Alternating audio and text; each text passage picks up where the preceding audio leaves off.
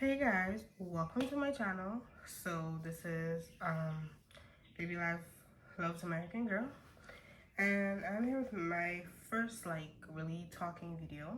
I have these three dolls here. If you are familiar with my TikTok, you would know this is Venus, um, Autumn, and this is Violet. So I would say these are my three. I wouldn't say most favorite dolls, but they're my three girlies right there. We love them, period.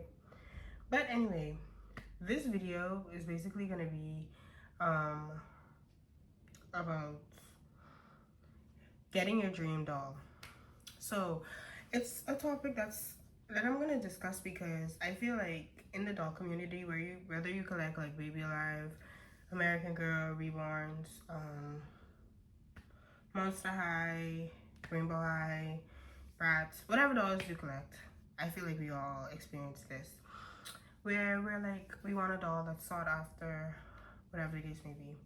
So for me, I feel like one thing that we need to talk about that's not really always discussed is FOMO, fear of missing out. I feel like, say for example, me, when I first started Baby Alive, like, I watched Fun with Baby Life, Kelly Maple, Reborn Deluxe 101. I love these different collectors, right? And for me, at first, I just wanted the doll. So it didn't matter if it didn't have clothes, whatever. Like, I just wanted the doll.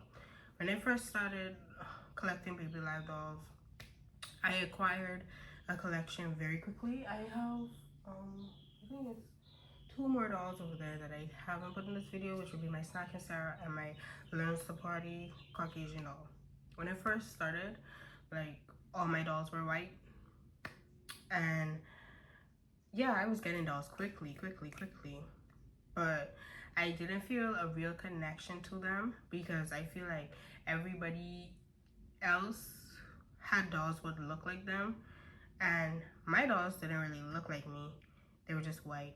And not saying that there's anything wrong with having white dolls in your collection, because my other Learns to Party is Caucasian because that's the first Baby Life doll that I got when I was like a little girl. And that's why she has a sentimental place in my heart because, you know, yes, she was the OG Michaela, literally. And then the one that I originally had, my rabbit bit off her face, so I got an next one. But that's neither here nor there. Like, I wanted my dolls to look more like me because, and for me, I didn't really have a connection. Everybody has their purposes for collecting. People collect just because. People collect one of everything. People collect what they like.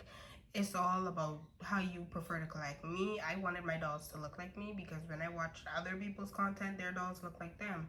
And it's like, my dolls don't look like me. And as you guys can see, I am brown.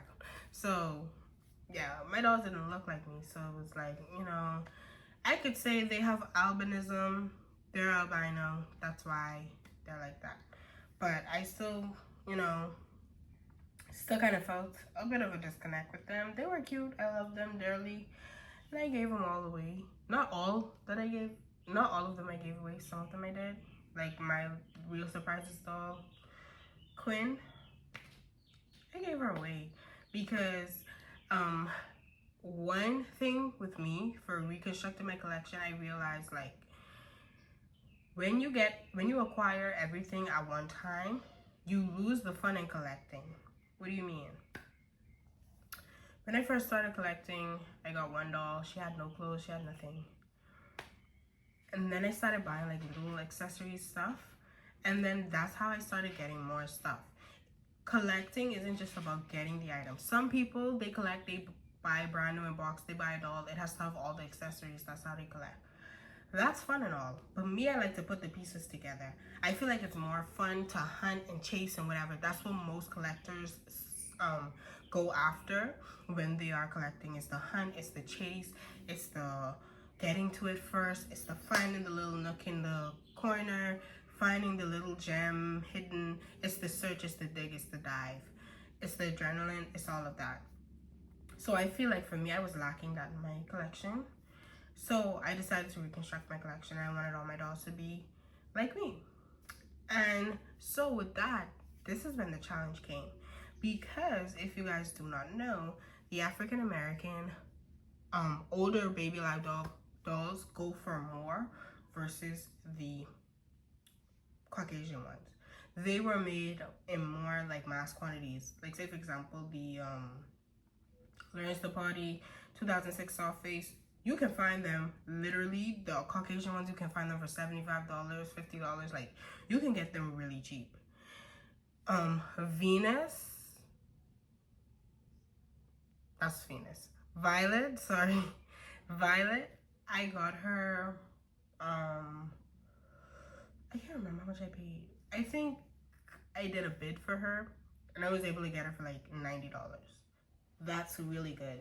And she was in like, she was nude though. She was nude. Venus I got from another collector. Her name's like on TikTok. Her name is V Dolls. She was broken, and I got her for like I think 45. So I had to reconstruct her altogether. And Miss what's her name? Sorry. Autumn. She was the most expensive. The African American Learns the Party doll is so hard to find. Let me tell you. Some of them I seen on eBay. One I found in new in box was going for like $500. I was not about to pay $500 for a doll. And I feel like with collecting, you have to set yourself a budget, because if you don't, people will rob you clean out. Like they will rob you. And I did get robbed a lot of times because, and that's where the patient, the wait, and the finding the gems. Me, when I collect, I don't look for the first thing that I find. That's how people get screwed over. I scroll through, I like try to look for bids. That's how I feel like that's what puts the fun in collecting, not just going to, because then if you just go to the store, pick the first one up you see, or just pick up all on the aisle in one go, it's not fun. But if you could try to get it for like a cheap price, a good deal, like that's what makes it more fun, at least for me. And I have one more doll that I have a few more dolls because I just started collecting Monster High. And I have a huge lot of Monster High dolls, but they don't have clothes. Some of them are missing arms, hands, whatever. So it's like, now we've gotten the collection, now let's do something with them. Let's, dress them up, clean them up, all that.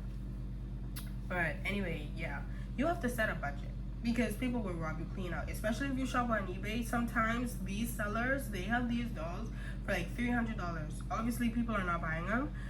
You can ask them like, hey, what's the lowest rate you will go, cut them a deal, whatever the case. And most of them, if they really want the item gone, they will lower their price, literally, because they just want it gone. It's all about quick money, fast money. Just like the new Scare Screams doll that came out and like sold out, and scalpers had her for like $100 and something. I think if you message one of them and like, well, don't buy from scalpers, sorry. Do not buy from scalpers. But if you find one for a good deal, which you can just find a Scare Screams, reroute her, and like literally just get the outfit, it's like not that serious, but you can probably get her for a good deal if they haven't already dropped the prices, because they restocked her anyway. So yeah, but I'm just saying, like, you gotta be patient with doll collecting. You can't try to get everything all at once. But I wanted all my dolls to be my skin color. I had to take time, especially with the vintage ones. I wanted an African American Snack and Sarah. I always wanted one, and I got her. I think I only paid $10, $15, I think, for her. And the only one more baby live doll that I am waiting on now is 2006 Soft Face Brunette. She's another dream doll that I've always wanted. And I said my collection would only be brunettes, or but my collection is complete. For me personally, with Baby Alive, there's no more dolls that I want. I don't even really feed them because their tubes usually are broken, and I just don't want them to be damaged because they're working. So yeah, I feel like for me, what's important for me and my collection is like rarity. Like, I want my collection to be rare. I want my collection to have high value. Even if it doesn't have high value to others, it has high value to me. Say for example, Miss Venus. You can see her. She has vitiligo, but what people don't know is I think she's the French speaking soft face. I kind of took her face, the Caucasian face off and put her face on. That's how come she has the blue eyes and whatever. She's a unique doll. Only me will have this doll. Now you can create a version of her, but only me will have this specific Venus doll. So it's things like that that I seek to do with my dolls, like try to make them rare, try to make them their own character to differentiate them from everybody else's. I feel like those kind of things make your collection unique. I feel like sometimes people just be so much after the price tag. You have people who want to collect new unbox and keep their dolls exactly how they are. That's fine. Me, I'm a hands-on creator, collector. So I want to make my dolls custom. I want to change their hair. I want to change their outfit, change their color scheme, customize their face. Like, I want to get in, give them a tattoo, whatever. That's me. I feel like those kind of things help you to have fun with your doll, help you to have fun with your collection, and just make it your own. I feel like sometimes people get so caught up in this aesthetic that they forget that, you know, the reason why.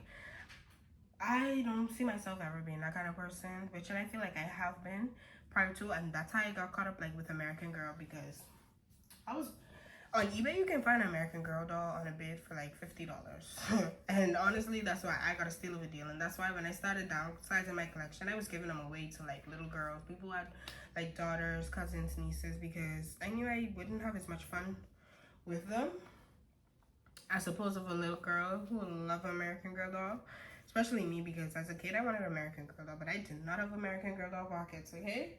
My parents did not. But, you know, to get an American Girl doll for $50, that's a steal. That's half the price. So, I had about 10 of them. I gave 2 to my sister. I think I only have like 5 in my collection now. Literally, and I don't really even do anything with them. So it's like I'm kind of thinking about giving them away, but I'm not, because I like them. I still like them. It's just that I don't really have no space to storage them. So I'm trying to get a bookcase, so I can storage them and all of that. But it just goes to say, like, I was just buying. And it's like, at a point I had to stop, and I'm like, how did I get all these dolls? Like, I don't even really like them like that. Like, I don't have any clothes really for them. Like, I don't really like them like that. I don't think I'm really in deep with American Girl. Just like when I was collecting reborns, like I had about 6 reborns. Played with them, loved them, and eventually got out of them because I didn't really like them. The only doll collecting that I really loved and always went back to is my baby life dolls. Like, I've always went back to them. Always gone back to them. Always re-fall in love with them again. And I think it's because of the nostalgia. I mean, growing up, I always wanted a reborn more than anything. And then to actually have one is like a dream come true. And then after that, it's like, okay, on to the next. Literally. But my baby life dolls, they've always been like my baby life dolls. I love American Girl doll too. I just feel like one of my dream dolls right now is like a alphabet American Girl doll. And I probably will make a custom version of her, because to spend an arm and a leg for her is not it. But yeah, like,